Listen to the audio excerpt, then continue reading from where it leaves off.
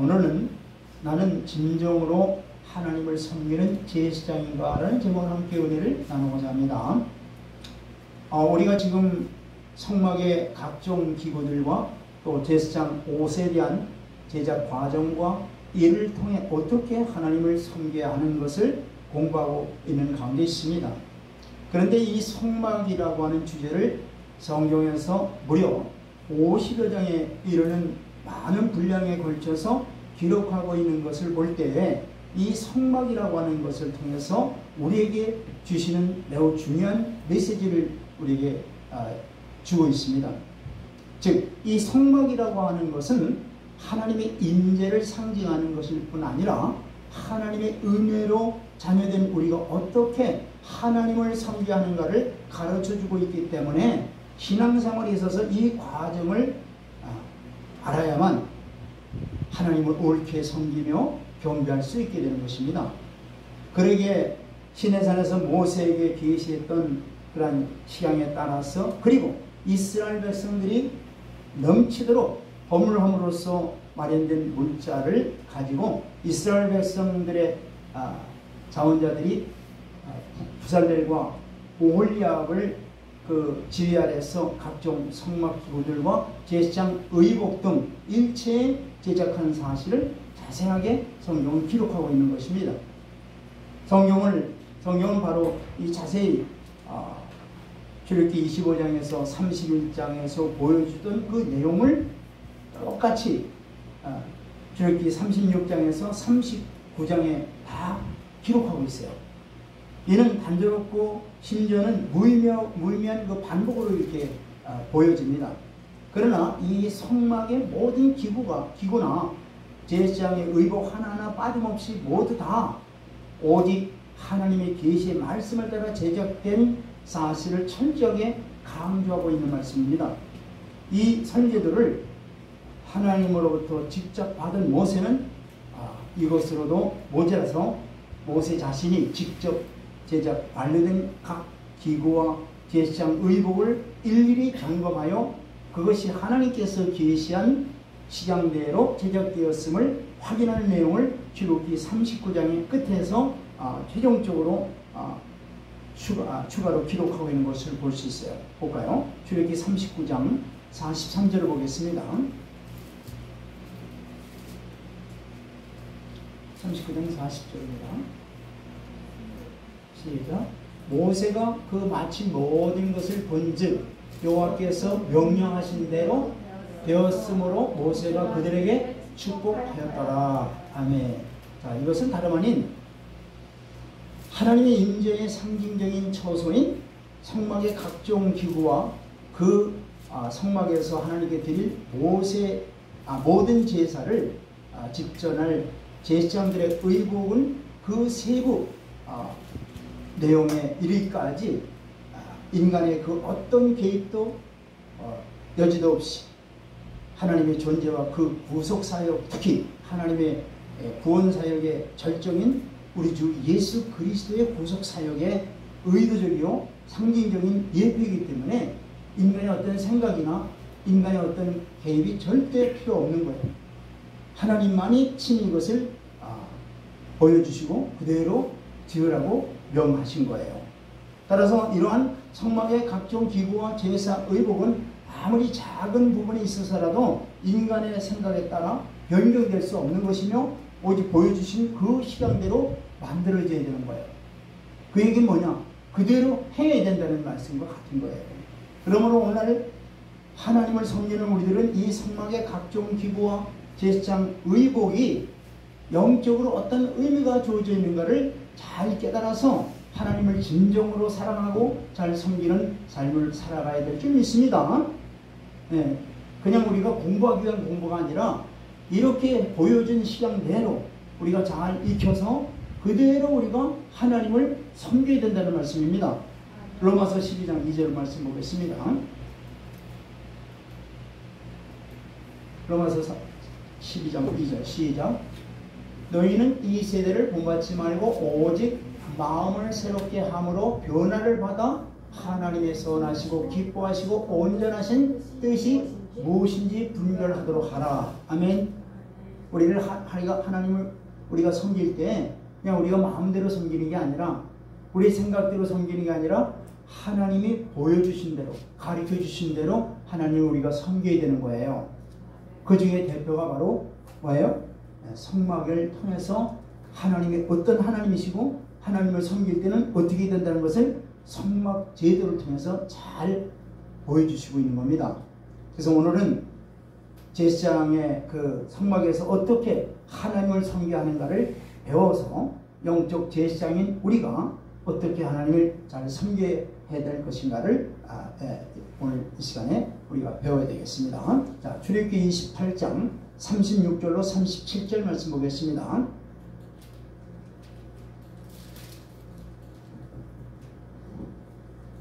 시작. 너는 또 순금으로 패를 만들어 도장을 새기는 법으로 그 위에 새기되 여호와께 성결이라 하고.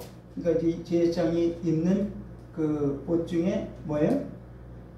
옷 중에 모자가 있어요. 그 이제 37절 보세요.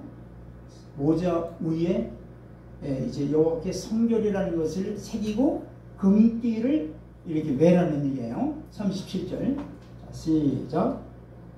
그때 그 패를 청색끈으로 관 위에 매되 관 전면에 있게 하라. 그죠? 이 관이라는 것은 이제 모자를 말하는 것, 쉽게 말하면 그 제사장들이 쓰는 그 모자, 그 모자에 그 청색끈으로 패를 만들어 가지고 패를 만들어 가지고 청색끈으로 어떻게 돼요? 그 전면에 있게 매놓으라는 얘기죠. 자, 이 제사장이 쓰는 모자에 여호와께 성결이라고 하는 새긴 패를 만들어서 이제 금으로 띠를 만들어 달라고 달고 성막에서 하나님을 섬기라 이렇게 명하고 있어요. 자, 제사장은 하나님께 성결된 사람들이에요. 아멘. 네, 성결된 사람이 거룩한 옷을 입고 거룩한 성소에서 거룩한 하나님을 만날 수 있는 거예요. 네. 이 성도라고 하는 뜻은 세상에서 구별된 거룩한 무리를 성도라고 부릅니다. 그래서 몸도 마음도 성결되어 또 심성이 거룩한 사람이 된 그것이 바로 성도라는 뜻이에요. 선을 좋아하고 의를 사랑하고 믿음과 진리를 쫓는 사람들이 되었다는 뜻이에요. 성도라는 뜻이. 그래서 우리는 다 하나님의 은혜로 거룩한 하나님의 백성들이 되었습니다. 거룩한 하나님의 성도들이 된 겁니다. 이제 거룩한 옷을 입고 가슴에 사랑과 자비를 안고 어깨에 다른 성도의 짐까지도 하나님께 나갈 수 지고 하나님께 나갈 수 있는 이제 거룩한 사람이 된 거예요. 우리가 가는 곳마다 발에서는 복음의 방울 소리가 들려야 되고 또 허리에는 봉사와 수고의 띠를 띠고 그 다음에 머리에는 여호와께 성결이라는 팔을 붙여서 모든 일에 조심하여 하나님을 섬기는 거룩한 하나님의 백성이 된 것입니다. 자, 그렇다면 먼저 어떻게 해야 거룩한 백성이 될 수 있을까요? 오직 예수 그리스도의 피로 성결하게 되는 것입니다. 아멘. 사실 지극히 거룩하신 하나님 앞에 서야 할 자가 죄가 있다면 그는 죽음을 면치 못하게 되어 있어요. 우리가 구원받기 전에는 우리의 영적 상태를 한번 볼까요? 우리가 구원받기 전에 모든 인간은 아담으로부터 내려오는 모든 인간은 죄를 지고 태어나게 돼 있어요. 보세요. 시편 51편 5절하고 7절 보겠습니다. 시작. 내가 죄악 중에 출생하였으며 어머니가 죄 중에서 나를 잉태하였나이다. 어머니가 이제 자기를 세상에 내놓을 때 그때부터 벌써 뭐에 죄를 안고 태어났다는 얘기예요. 7절 보세요. 시작. 옷을처럼 나를 정결하게 하소서. 내가 정하리이다. 나의 죄를 씻어주소서. 내가 눈보다 희리이다. 뭐예요? 아담의 후손인 우리 모든 태어날 때부터 죄를 가지고 태어난다는 말씀입니다. 자, 그래서 요한일서 1장 8절도 보세요. 누구나 다 아담의 후손은 태어날 때부터 아예 죄를 잉태하고 태어나는 존재라 될 말이에요. 자, 시작. 만일 우리가 죄 없다고 말하면 스스로 속이고 또 진리가 우리 속에 있지 아니할 것이요. 우리 모두가 뭐예요? 자기가 아무리 죄가 없다고 해도 이미 태어날 때부터 죄를 가지고 태어나는 거예요. 그런데 나는 죄가 없다. 어떻게? 그러면 하나님을 속이는 자가 된다고 말씀하고 있죠? 로마서 3장 23절 보세요. 자, 시작. 모든 사람이 죄를 범하였으며 하나님의 영광에 이르지 못하더니. 그렇죠? 모든 사람이 죄를 다 범한 거예요. 이는 바로 태어날 때부터 죄를 잉태하고 태어난다는 얘기예요. 그건 바로 아담의 죄가 전가되고 있는 거예요. 자, 이런 죄인들을 구원하기 위해서 하나님이 인간으로 오셔서 십자가의 피를 흘려야만 했던 것입니다. 바로 인간의 죄를 담당하기 위해서 하나님으로서 인간으로 오신 분이 바로 예수 그리스도이십니다. 아멘. 그래서 히브리서 9장 22절 보세요. 왜 하나님이 인간으로 오셨고 십자가에서 피를 흘리셔야 되는가? 바로 이것 때문에 그런 거예요. 자, 히브리서 9장 22절 시작. 율법에 따라 거의 모든 물건이 피로써 정결하게 되나니 피 흘림이 없은즉 사함이 없느니라. 아멘. 아담으로부터 내려오는 이 죄, 이 죄의 문제를 해결하기 위해서는 뭐예요? 피를 반드시 흘려야 된다는 얘기예요. 피가 없으면 죄의 사함이 없다는 얘기예요. 그래서 예수 그리스도께서 십자가에서 피를 흘려주심으로 이를 믿는 모든 자들이 죄로부터 사함을 받게 되는 것입니다. 그것을 바로 에베소서 2장 1절로 3절에 이렇게 말씀하고 있습니다. 자, 우리가 하나님의 은혜로 구원받기 전에는 바로 다 이런 죄 아래 있던 자들이에요. 자, 보세요. 시작. 에베소서 2장 1절로 3절입니다. 시작. 그는 허물과 죄로 죽었던 너희를 살리셨도다. 그는 바로 예수 그리스도를 말씀하시죠. 예수 그리스도께서 허물과 죄로 죽었던 우리를 살리셨도다. 2절. 그때 너희는 그 가운데 행하여 이 세상 풍조를 따르고 공중의 권세 잡은 자를 따랐으니 곧 지금 불순종의 아들들 가운데 역사는 영이라. 그때는 뭐예요? 구원받기 전이죠. 구원받기 전에 우리들의 모습은 다 어떤 모습이었느냐? 죄 가운데에서 세상 풍조를 따라 악한 마귀 권세에 종로를 타고 있었다는 얘기죠. 3절 시작. 전에는 우리도 다 그 가운데 우리 육체의 욕심을 따라 지내며 육체와 마음이 원하는 것을 하여 다른 이들과 같이 본질상 진노의 자녀였더니, 그러니까 죄 아래 죄를 먹고 살고 죄의 종로를 타고 살았다는 얘기죠. 자, 이렇게 우리가 하나님의 은혜를 모르고 살아왔을 때는 죄 가운데 잉태하고 죄의 종로를 타며 살아왔던 우리들이었습니다. 그러나 하나님의 은혜로 십자가의 사랑을 받은 자들이 되어서 그러한 죄로부터 노임을 받은 자들이 된 것입니다. 할렐루야. 자, 요한일서 1장 7절 말씀 보겠습니다. 시작. 그가 빛 가운데 계신 것 같이 우리도 빛 가운데 행하면 우리가 서로 사귐이 있고 그 아들 예수의 피가 우리를 모든 죄에서 깨끗하게 하실 것이요. 아멘. 자, 우리의 모든 죄를 예수 그리스도의 피로 말미암아 정결하게 되는 놀라운 은혜를 받아서 지극히 거룩한 하나님의 은혜 보좌 앞에 나갈 수 있게 된 것입니다. 할렐루야. 사람은 누구나 다 하나님 앞에 나가기를 원하죠. 그리고 생명의 근원이 되신 하나님의 생명을 우리가 받기를 원하는 거예요. 누구나 다 마찬가지예요. 그런데 어떤 사람은 하나님께 나가는 방법으로 세상의 종교를 택하기도 하고 자기 수행이나 또 수행 같은 방법을 통해서 이제 그 은혜를 받기를 원하는데, 하지만은 그런 방법으로는 결코 하나님께 나갈 수가 없어요. 왜냐하면 그런 방법은 다 뭐예요? 우리 안에 있는 죄를 정결하는 능력이 없는 거예요. 우리가 하나님께 나갈 수 있는 유일한 길은 바로 뭐예요? 하나님께서 우리를 의롭다 인정해 주는 것 뿐입니다.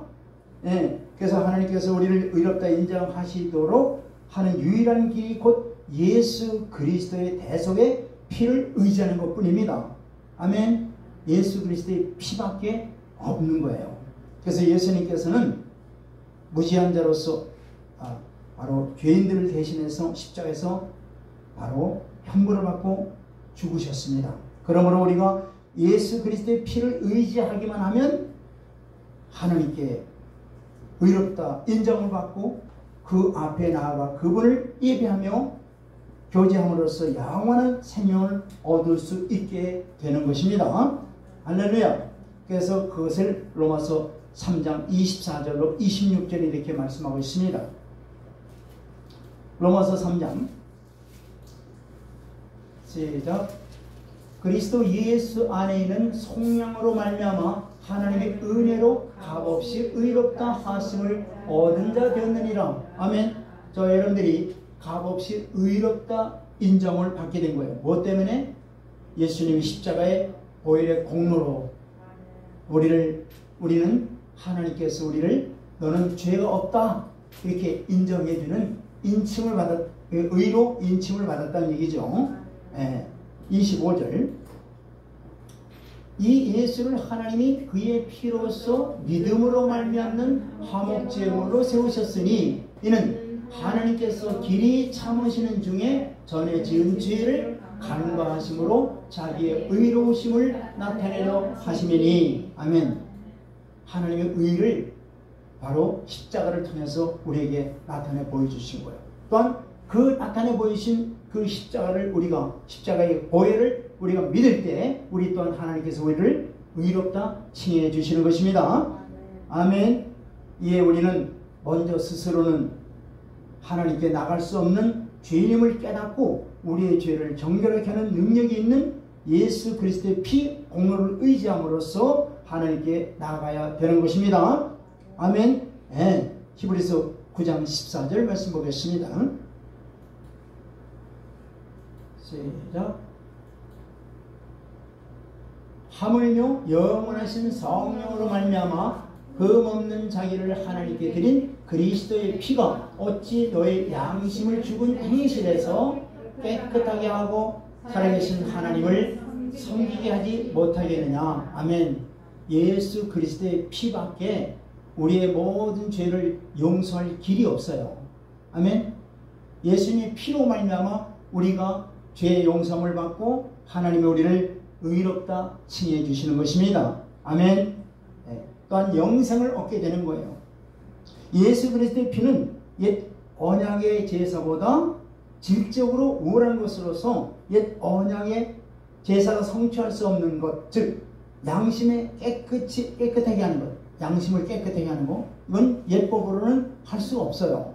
또 하나님을 섬기지 못하게 막던 이 죄를 제거할 힘이 없어요. 구약의 그 율법으로는 할 수 없다는 얘기예요.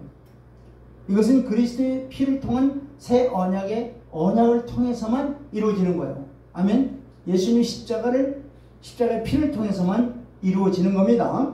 그래서 새 언약을 통해서 양심이 깨끗해진 그리스도인들은 옛 언약 하에서 불완전한 속죄로 인해서 제대로 섬길 수 없던 하나님을 이제는 온전히 십자가의 피로 말미암아 온전히 하나님을 섬길 수 있게 된 것입니다. 이렇게 지극히 거룩하신 하나님 앞에 나갈 수 있는 유일한 길은 예수 그리스도의 십자가에서 흘리신 보혈의 공로뿐입니다. 할렐루야. 그리고 성경은 계속해서 내가 거룩하니 너희도 거룩하라. 성경은 계속적으로 내가 거룩하니 너희도 거룩하라는 거예요. 자, 베드로전서 1장 16절 보겠습니다. 자, 하나님의 은혜로 우리가 값없이 의롭다 칭함을 받았죠? 근데 그걸로 끝나는 게 아니라 하나님은 그 의롭게 된 자들에게 뭐라 그러냐면 내가 거룩하니 너희도 거룩하라고 계속 말씀하세요. 자, 시작. 비록 되었으되 내가 거룩하니 너희도 거룩할지어다 하셨느니라. 아멘. 자, 하나님은 택한 하나님의 자녀들에게 제일 먼저 요구하시는 것이 내가 거룩하니 너희도 거룩하라는 말씀이에요. 하나님의 선민인 이스라엘 백성들을 이 세상 가운데서 택하실 때에도 제일 먼저 요구하는 것이 너희는 행복하게 잘 살아 이 땅에서 번창하라는 이 말씀이 아니라 내 말을 잘 듣고 지키며 거룩하게 살지어다. 이 말씀을 제일 처음으로 주십니다. 자, 출애굽기 19장 5절 6절 말씀 보겠습니다. 하나님의 백성들에게 제일 먼저 요구하는 게 바로 이 거룩이라는 얘기예요. 자, 시작. 세계가 다 내게 속하였나니 너희가 내 말을 잘 듣고 내 언약을 지키면 너희는 모든 민족 중에서 내 소유가 되겠고. 자, 이스라엘 백성들을 세계 만민 중에서 택하시면서 하시는 말씀이 뭐예요? 제일 처음으로 하시는 말씀이 이 말씀이에요. 뭐예요?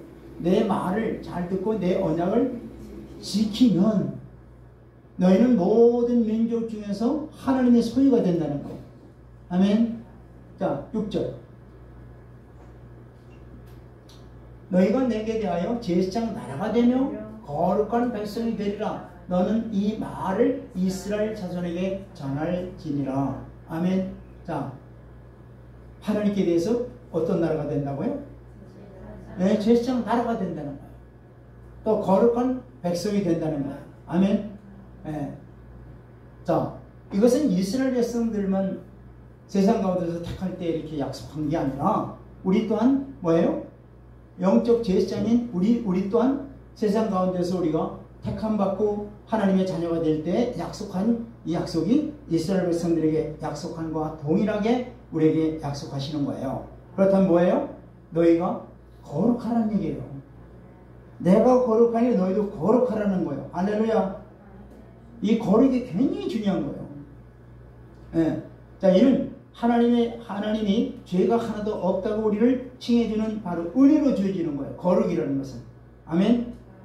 자, 그리고 실제 우리의 삶 속에 삶이 거룩한 삶을 살아가기 위해서는 어떻게 되는가? 자, 칭의는 하나님이 우리에게 은혜로 주는 거예요.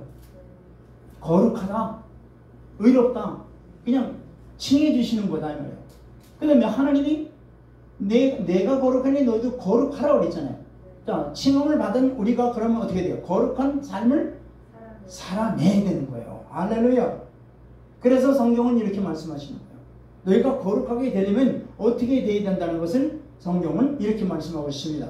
신명기 15장 39절로 40절 말씀을 보겠습니다. 15장 39절로 40절이 없습니까? 신명기 15장? 없어요? 예, 없으면 제가 찾은 걸로 말씀을 보겠습니다. 민수기입니다. 민수기 15장 39절로 40절 말씀입니다. 시작. 이 술은 너희가 보고 여호와의 모든 계명을 기억하여 준행하고 너희를 방종하게 하는 자신의 마음과 눈의 욕심을 따라 행하지 않게 하기 위함이라. 여기 술이라고 하는 것은 우리 이렇게 놀이객감이라 그러죠. 이 옷깃에 이렇게 실이 이렇게 열어 달린 것, 이걸 갖다가 술이라고 그러죠. 영어로 말하면 테슬이라고 해요. 히브리 말하면 찌찌라고 그러죠. 그것을 이제 보면은 하나님의 계명을 기억하고 준행하라 이러는 것을 이렇게 얼른 떠오르게 한다 이 말이에요. 그 술을 보면은.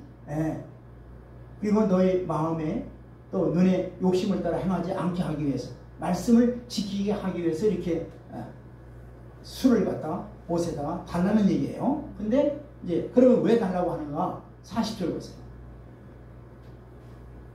시작. 그리하여 너희가 내 모든 계명을 기억하고 행하면 너희의 하나님 앞에 거룩하리라. 할렐루야. 하나님의 말씀을 어떻게 돼요? 기억하고 준행하면, 그대로 순종하면 어떻게 된다는 거예요? 우리가 거룩하게 된다는 얘기예요. 아멘. 그러니까 하나님께서 우리에게 말씀 주신 것은 말씀을 지켜 행하여 우리의 삶이 거룩한 삶이 되게 하기 위해서 우리에게 하나님이 말씀을 주신 것입니다. 그래서 말씀 주신 말씀들을 우리는 언제나 그 말씀에 순종하는 우리 모두가 되어야 될 것입니다. 그래서 이 거룩이라고 하는 것은 어떤 의식적인 행위로 이루어지는 게 아니에요. 입으로만 선포한다고 해서 이루어지는 게 아니에요. 기도를 한다고 해서 이루어지는 게 아니에요. 말씀만 많이 안다고 해서 이루어지는 게 아니에요. 그럼 뭘까요? 바로 40절에 저 말씀과 같이 부단히 여호와 하나님의 말씀을 어떻게 하라는 거예요? 기억하고 준행함으로써 어떻게? 거룩하게 된다는 것입니다. 아멘. 실로 하나님의 말씀은 인간의 죄악을 깨끗하게 하고 회개로 인도하고 거룩한 인격으로 변화시킬 능력을 가지고 있습니다. 하나님 이 말씀 자체에 그런 능력을 가지고 있는 거예요. 보세요. 히브리서 4장 12절 13절 말씀을 보겠습니다. 우리 하나님의 말씀은 이러한 능력을 갖고 있는 거예요. 그래서 하나님의 말씀은 능력이 있다고 말씀하시는 거예요. 무슨 능력? 우리를 변화시켜 주신다 이 말이에요. 자, 시작.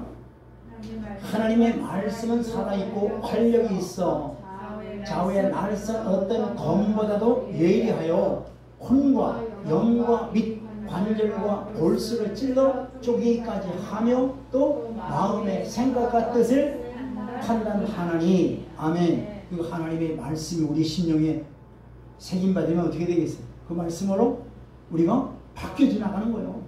깎일 건 깎이고 또 바로잡을 건 바로잡고. 왜? 하나님의 생각과 하나님의 마음으로 우리를 어떻게? 우리 인격이 바뀌어져 나가는 거예요. 할렐루야.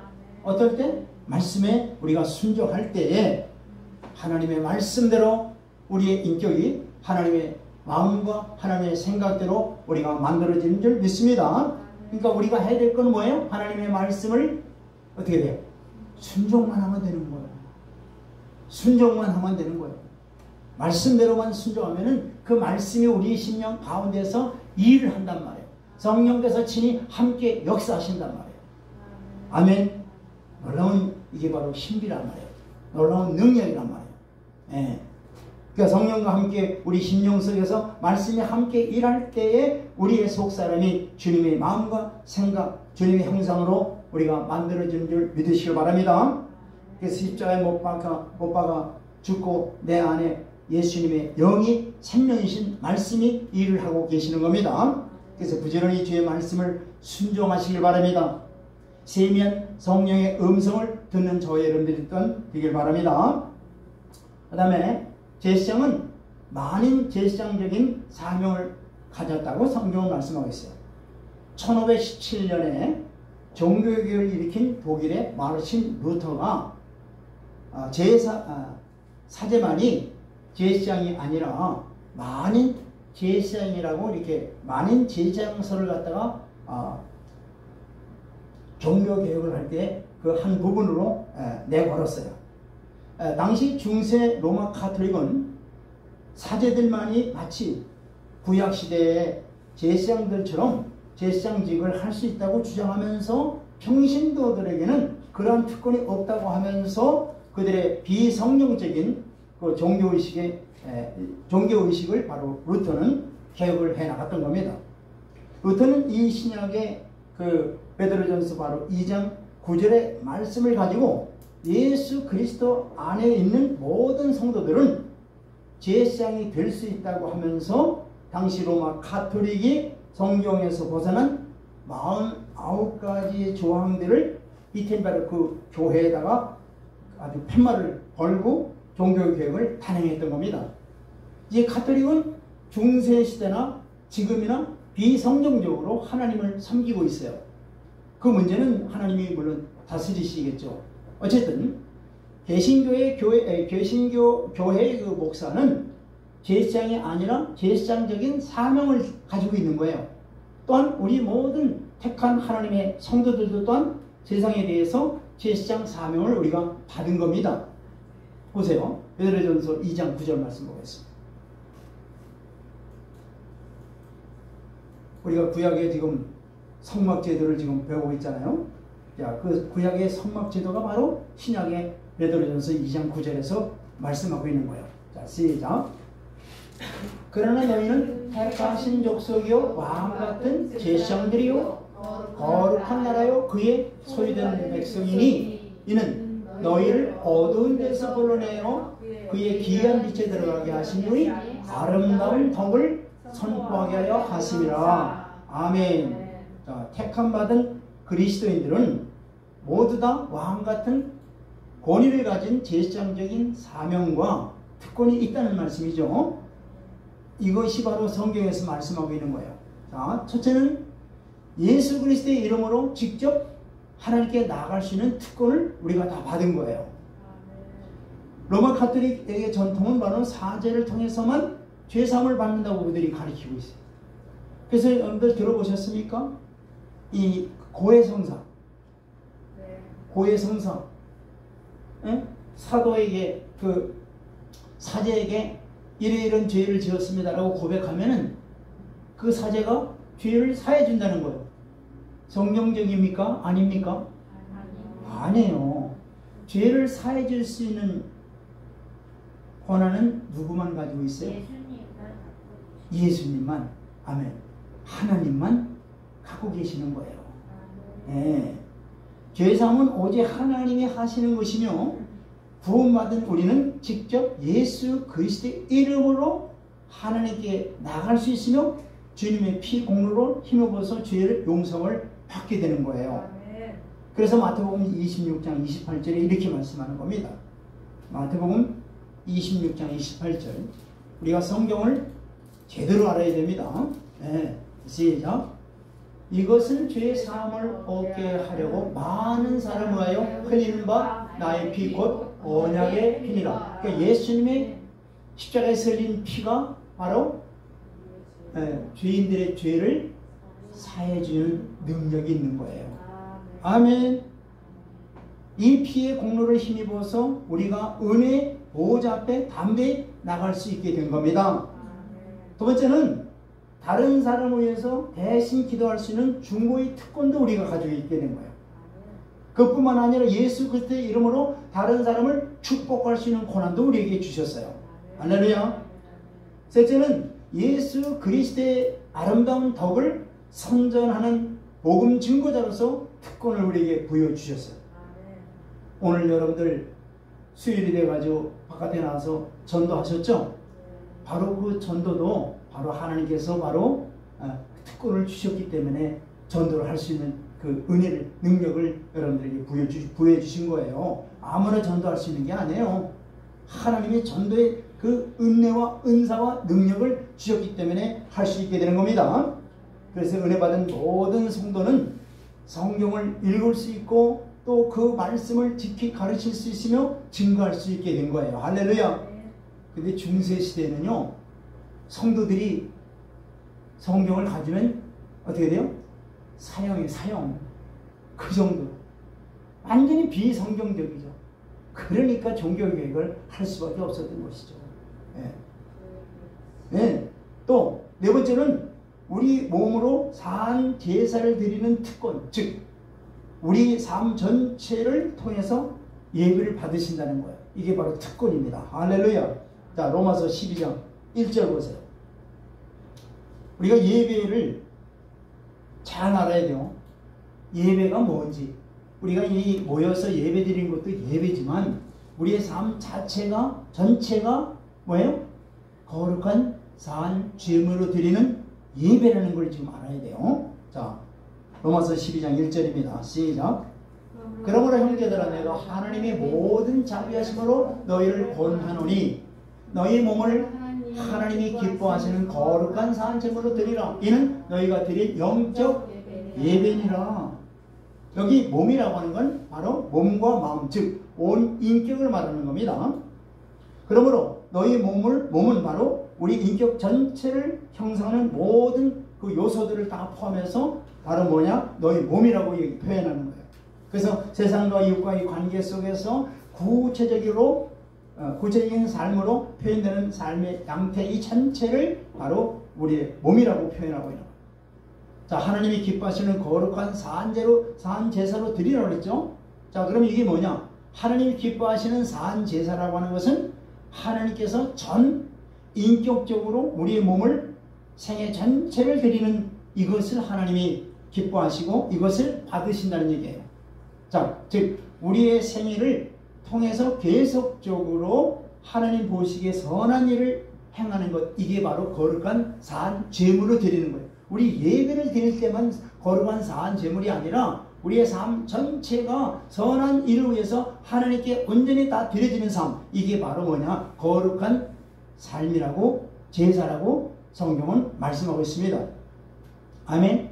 그러므로 거룩한 제사라고 하는 것은 죄의 종이었던 우리가 예수 그리스도의 피로 죄의 사함을 받아서 그가 주신 새 생명으로 그를 위해서 살아가는 것을 말하는 거예요. 그래서 이 산제사의 산이라고 하는 것은 지금 살아있다는 뜻이에요. 그러니까 이 산제사라고 하는 것은 바로 살아있는 자기 자신을 드리는 것이며 또한 지역이나 시간에 구애되지 않는 제사로서 살아 움직이며 생활하는 자체를 바로 거룩한 사한 제사라고 말하는 거예요. 그러니까 이 삶 자체가 뭐예요? 하나님 앞에서 드려지는 제사요, 예배요, 삶이다 이 말이에요. 아멘. 아멘. 예. 그래서 믿음은 바로 행함으로 온전케 된다고 야고보서 2장 22절에 말씀하고 있죠. 예. 우리가 믿잖아요. 믿는데 그 믿음이 뭐냐? 바로 이 하나님의 주시는 이 약속의 말씀을 우리가 믿고 생활하잖아요. 그 믿는다고 하는 게 바로 뭐냐? 그 믿는 바대로 그대로 생활하는 것, 이게 바로 믿음이다 이 말이에요. 아멘. 너희가 거룩한 사한 제물로 드리라고 했잖아요. 그렇게 살라는 얘기예요. 할렐루야. 그래서 영적 예배라고 하는 것은 바로 하나님이 요청하시고 기뻐하시는 예배, 즉 하나님께 가장 합당한 예배를 말하는 거예요. 그래서 예배라는 뜻은 단순히 제사 행위를 말하는 게 아니라 삶 전체 자체를 예배라고 성경은 말씀하고 있다 이 말이죠. 즉 삶의 모든 가치와 의미를 주께 두고 주님을 섬기는 삶을 바로 사는 것, 이게 바로 거룩한 사한 제물로 드려지는 삶이요 예배라고 성경은 말씀하고 있습니다.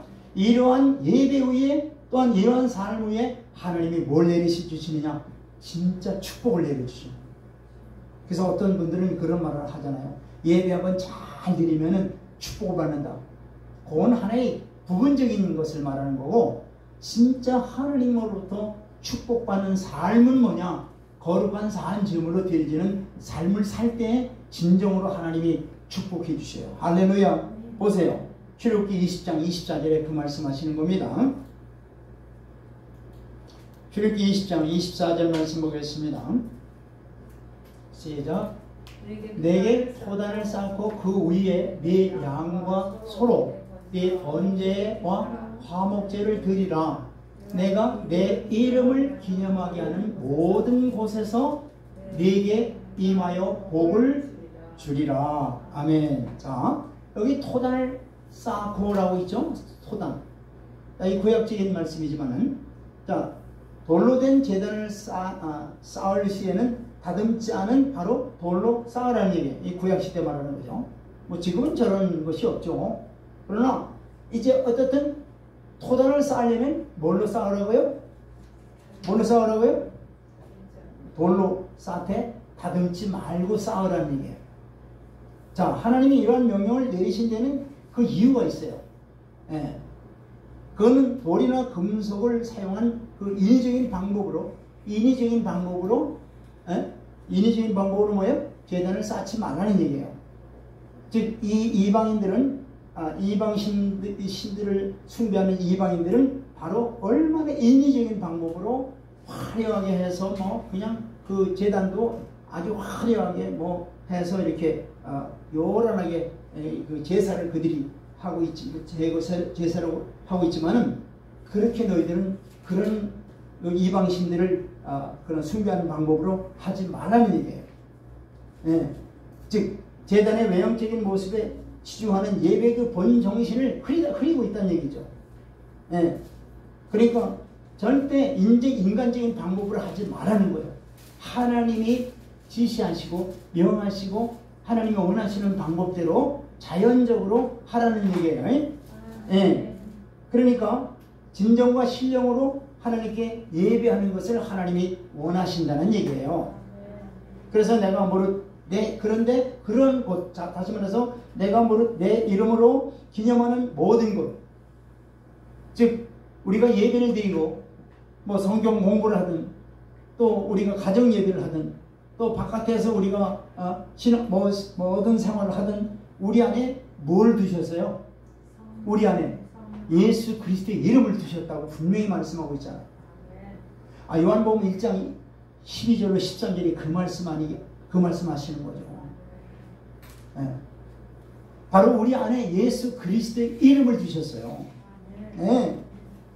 즉 예배드리는 장소가 어떤 국한적인 것이 아니고 사실은 꼭 예루살렘 그 성전만이 아니고 정말로 예수 그리스도를 모신 우리 이 거룩한 성전이 그 가는 곳마다 바로 뭐예요? 성전이 되는 곳이에요. 네. 성전인데 그 성전에서 정말로 하나님이 원하는 대로 즉 신령과 진정으로 예배를 하면 그런 신앙생활을 한다면 어떻게 돼요? 그것을 찾아가서 하나님께서 복을 내려주신다는 얘기예요. 아멘. 네. 물론 우리가 공적으로 모여서 예배를 드릴 때 당연히 이것도 하나님이 찾아오셔서 이곳에 하나님께서 모여서 진령과 진정으로 예배하는 모든 하나님의 백성들에게 의로부터 내리는 놀라운 축복을 다 내려주시는 겁니다. 그러니 우리의 모든 삶 자체가 신령과 진정으로 하나님 앞에 드리는 삶이 될 때에 우리의 삶은 뭐예요? 하나님부터 내려주시는 놀라운 기름진 복으로 충만하게 은혜를 내려주시고 축복된 삶을 살아갈 수 있게 되는 것입니다. 아멘. 그래서 하나님은 순결한 심령으로 주님의 이름을 부르며 당신을 영화롭게 하는 어느 장소든지 어느 인격체든지 친히 찾아오셔서 함께 하시고 축복을 주신다고 하는 사실을 우리가 깨달으시길 바랍니다. 여기서 이러한 자들에게 하나님께서 반드시 찾아주셔서 하나님께서 차고 넘치는 복으로 채워주시는 것입니다. 그래서 하나님은 당신의 주권을 인정하며 당신에게 합당한 영광을 드리는 인생들에게 넘치는 복과 충만한 은혜를 내려주시는 거예요. 즉 하나님의 주권을 인정하는 것. 그건 뭐예요? 하나님의 주권을 인정한다는 게 뭐예요? 하나님이 친히 저와 여러분들을 다스리고 계시다고 하는 것. 그건 뭐냐? 다스리고 있다고 하는 것은 바로 우리가 그분의 통치를 순종한다는 얘기죠. 할렐루야. 이게 바로 먼저 그의 나라와 그 의를 구하는 거예요. 그래서 우리의 삶 속에 오직 하나님이 저와 여러분들을 통치하시고 다스리고 계시다고 하는 것을 고백하며 우리의 삶을 그대로 표현할 때 하나님께서는 너무나 기뻐하셔서 우리의 삶을 하나님이 기뻐 받으시는 그러한 축복된 자녀들로 우리를 축복해 주시는 걸 믿으시길 바랍니다. 그래서 우리 성도들도 신령과 진정으로 제사 또는 예배를 드림으로써 이러한 복을 다 누리는 저와 여러분들이 되길 주의 이름으로 축원드립니다. 아멘. 기도하겠습니다. 하나님 감사드립니다.